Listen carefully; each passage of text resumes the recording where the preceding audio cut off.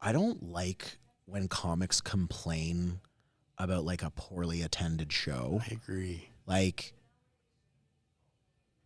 comics act like we're performing heart surgery. Like, we tell dick jokes, and it is a fun job, but at the same time, it's still a job. And I treat it like an office. You have good days at the office, and you have bad days at the office. Yeah. And sometimes there's great days at the office when there's fucking everybody there and everything's great. And then there's some days where nobody shows up and people are calling you a fucking donkey when you're on stage. And it sucks, but it's also like, I don't know, man, we're so lucky that we get to do what we do. You know, and if that makes you mad, fucking get better. Like, you know, like, I don't know.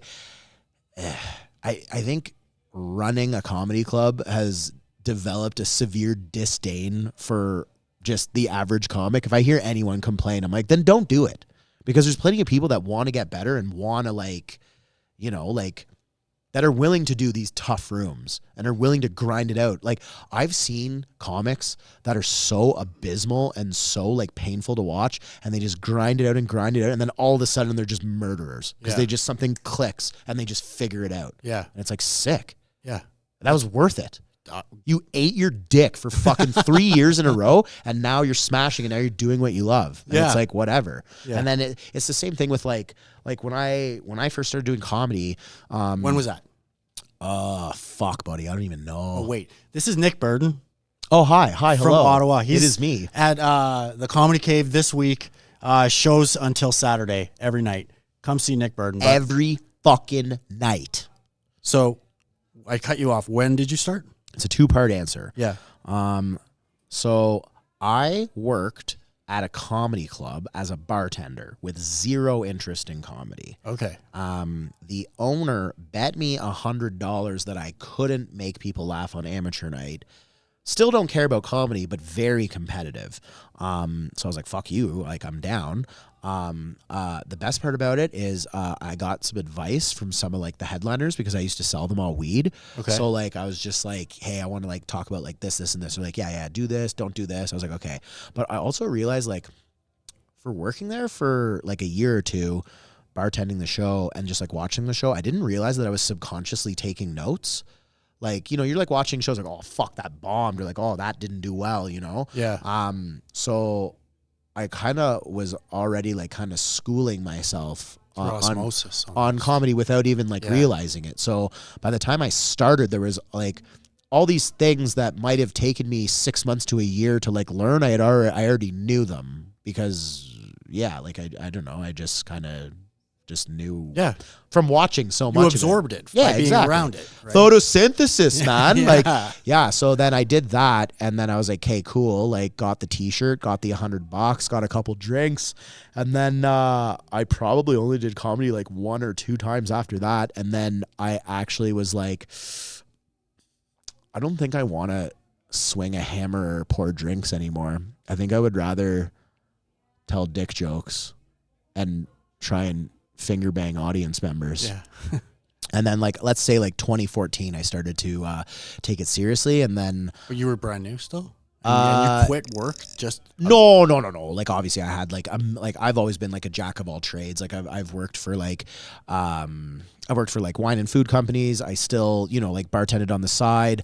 I've always kind of just been like a mercenary for hire. I've always like emceed events and, you know, like just stuff like that. So chronically unemployed or something. Correct. Like yeah. I'm like, I've never had, for the majority of my adult life, I have never had guaranteed income. It has always just been like gig work.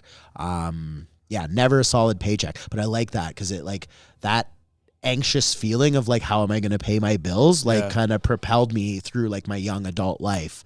So you're 10 years ago, you're in 14. That's where you are. And that's what you were saying. Is that math? Is that the math on that? Yeah, I think so. Okay, nice. Yeah. I'm glad you did that for me. Yeah. Well, I rounded too. Yeah, you rounded 11 years. Rounded up. Yeah. Yeah, I'd say, like 11 years. That sounds about right. 11, 12 years. I don't remember. I don't know. It was the summer. Ottawa? In Ottawa, yeah. Always in Ottawa.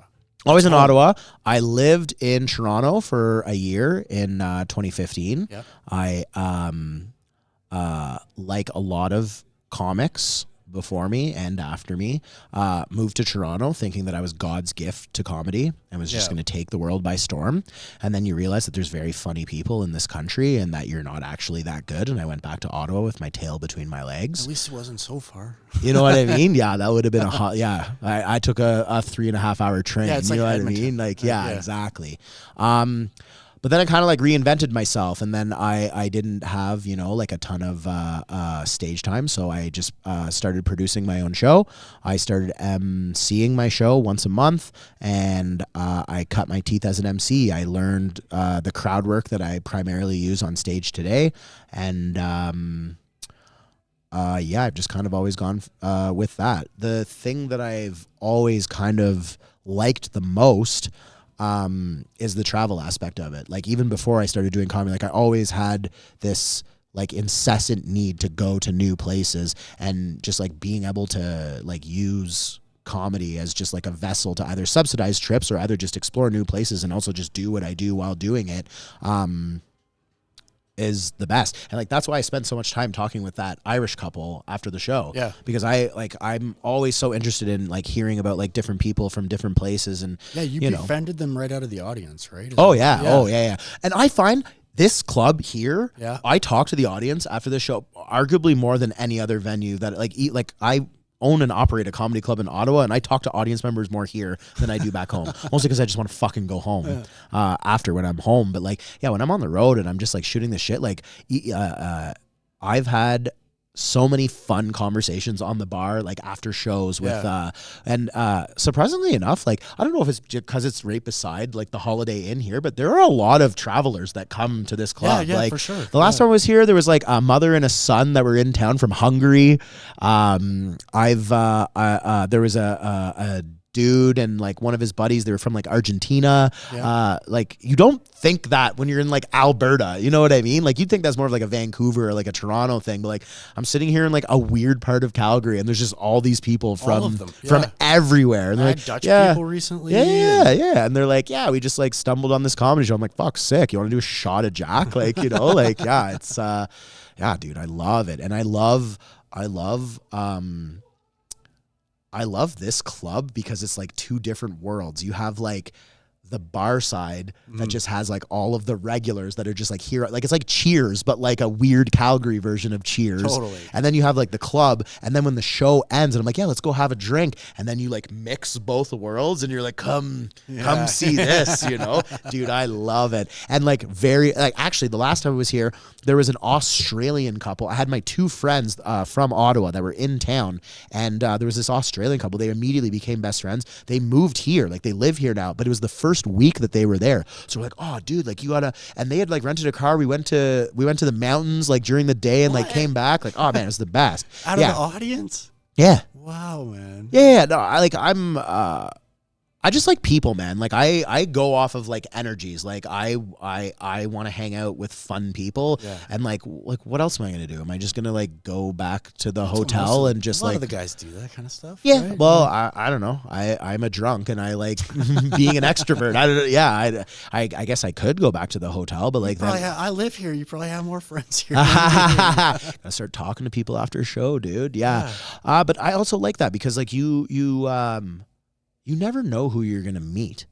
You really don't. And like, that's why like I love talking to people after shows, because there's been times where I've met people that they're like, hey, that was like a really fun show. Like, oh, by the way, like I sit on this board and once a year we do entertainment. I would like for you to be, and you're like, okay, sick. I just got myself a gig from a gig, That's sweet. Perfect example. I've met people at a show and they're like, oh, you come to like Europe to do shows. And I'm like, yeah. And they're like, well, if you're ever in Copenhagen, like you can sleep on my couch. I'm like, fuck, sick. Crazy. Denmark is an expensive country. I would love to not pay for a hotel. You know what I mean? And like, I love the people that you meet along the way and that you keep in touch with. So perfect example, on this very tour, a couple of years ago, I went to Dawson Creek, BC. That is a place that exists. There's also a TV show that exists. Correct. Yeah. I don't know if they're related. I know that audience members there don't like when you talk about the show. I learned that quite quickly. Good. But I met this couple the very first time that I went there. I was on tour. Shout out Jill and Chase, fucking leggies. But yeah, like I just met them and like they're like, nothing comes here. So like you came here, this was great. And then like, I love going out with townies in like small towns, and we just like partied all night, went back and like hung out in their hot tub, whatever, and always had each other on social media. And we were just like messaging them. Well, they were messaging me being like, hey, like we want to have you come back. I was like, yeah, like I'd love to, but like it's far. Like if there's like a gig or something, like I could come back and like make it happen next time I'm on tour. And they were like, okay, give us like a couple weeks. And they got back to me. They're like, okay, do you want to do like a fundraiser? I'm like, fuck yeah, I want to do a fundraiser, bro. Like if I can make people laugh and also we can like raise money for a good cause, like let's go. Yeah. So we just did it this past Thursday, and they raised like a couple $1,000s to get like meals for low income people in their community. And it was awesome. And it was sick. And then we got shit-faced after. Yeah. Like, it's fucking beautiful, you know? Like, yeah. And it was... You're making triple win situations And it's so strange when you, like, meet somebody and you have so much fun with them, and then you don't see them, but then you see them, like, a couple years later, and you literally just pick up right where you left off. You know what I mean? Like, those are so... That's, like, such soul food for me, like, genuine connections, because I find, like... I mean, I'm very blessed that I do what I do and I can travel around like doing shows and like say if I'm like in Ottawa and someone's like, oh, I got a job somewhere else and I'm moving away, and everyone's like, oh, I'm so sad. Like, I don't get sad. I'm like, awesome, I'll go visit you wherever you go. Yeah. You know what I mean? Like if I'm friends enough with you, I'll make myself available to go and visit you. You know what I mean? Cause like, bro, I have friends in Ottawa that I just don't see, because life gets in the way. Either you have kids and you're a 9-to-5er and I'm a night crawler and I'm around on weekends. Like, you know what I mean? Yeah. Like it's, like life just gets in the way. Like we're not getting any younger. We all have shit to do. Some people have families. I have bills to pay. Like, you know what I mean? Like it's, it's weird that there are some people that don't live in my city that I see more often than people in my city. Right. Okay. Which is strange when you think about it. Yeah. How have I seen my friend Victoria in Calgary 3 times this year, but I haven't seen my buddy Barry, who I used to live with, in Ottawa? Like, you know what I mean? Like it's strange when you think about together, that. You drift apart. These things. No, it's not even that. Life, like, right? But like, if I were to hang out with any of these people that I haven't seen in forever, we would just pick up right where we left off. That's true friendship. Yeah, you know what I mean? Like, it's we thought we were going to talk about comedy. This is actually just about camaraderie. You know what I mean? Yeah. No, I'd say that's probably my favorite part of the job. I've never seen anybody take to it like this. The people that you meet along the way. Yeah. And you're seeking it out, and that's the other different part. Not even really seeking it out. I just like, you know, if people come up to me after the show and they're like, "Hey, what's up?" Like, I like when people say what's up, and they're like, "Oh, like great show," like whatever. Like sometimes come to the show, you better say what's up, right? Say what's up, especially if you're a single mom. Don't know if you know this, but I just got a vasectomy. Fucking kids snipped, ready to go, busting fake loads every day of the week.